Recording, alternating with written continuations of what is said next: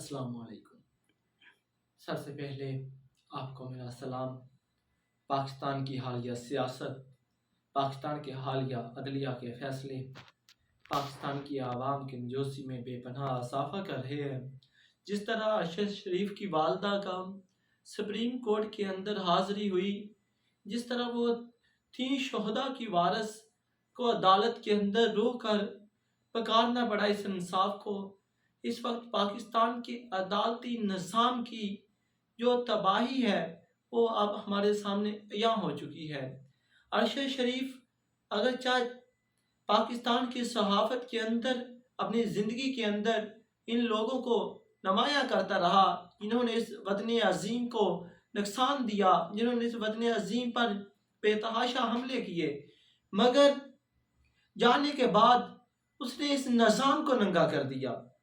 اس نے پاکستان کے عدالتی سسٹم کو، پاکستان کے آرمی کے اندر موجود کالی بیڑوں کو، اس کے علاوہ پاکستان کے سیاستدان، حتیٰ کہ پاکستان کے اس الیکٹرانک میڈیا کو بھی اس نے حقیقت کو عیاں کیا عوام پہ۔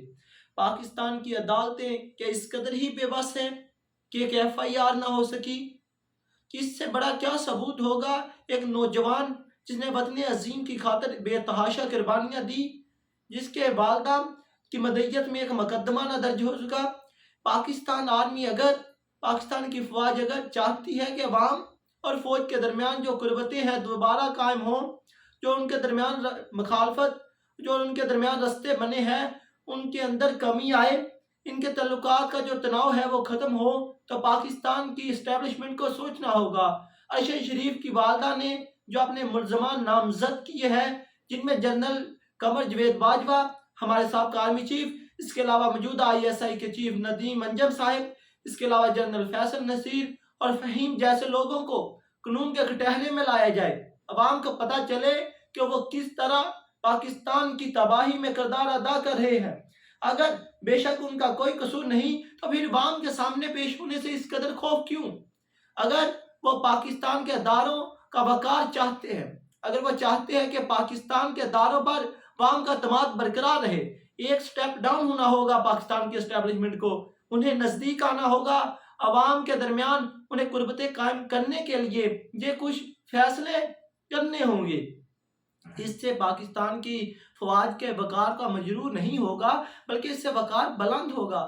اس کے علاوہ جنرل صاحب کا آرمی چیف سے سوال ہونا چاہیے کہ جو احمد نرانی نے اپنی رپورٹ میں کہا کہ جنرل باجوہ نے اپنے ایسٹ 12 ارب سے زیادہ کے انکریز کیے ہیں، یعنی کہ 12 ارب سے زیادہ ایسٹ ہوئے ہیں ان کے، وہ کہاں سے آئی دولت؟ کیا یہ گناہ کیا ہے احمد نورانی نے؟ ان پر بے تحاشا مقدمات بنائے گئے۔ اس کے علاوہ دیکھیے اعظم سواتی صاحب جو 70 سال کے بزرگ ہیں، جس نے پاکستان کی سیاست میں ایک معزز ترین نام ہے، جو بیرون ملک سے دولت کو پاکستان میں لائے، ان پر بے تحاشا مقدمات کیے گئے۔ آخر کیوں؟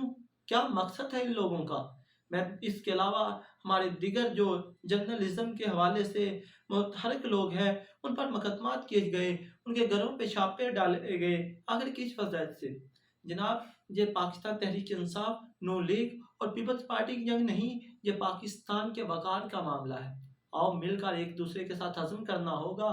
جب ہمارے بھائیوں پر حملہ ہو، تشدد ہو، وہ چاہے کسی بھی جماعت سے ہو، اس کا نقطہ نظر کچھ بھی ہو، اس کا ہمیں اس کے تحفظ کے لیے مکمل جدوجہد کرنی ہوگی۔ میں کہوں گا کہ پاکستان کے تمام صحافی یکجا ہوں اس سے پہلے کہ وہ وقت آپ پر آن پڑے۔ آئے مل کر ہاتھ تھامیں پاکستان کو اس فرعونی قوتوں کے چنگل سے باہر لائیں۔ اللہ نگہبان۔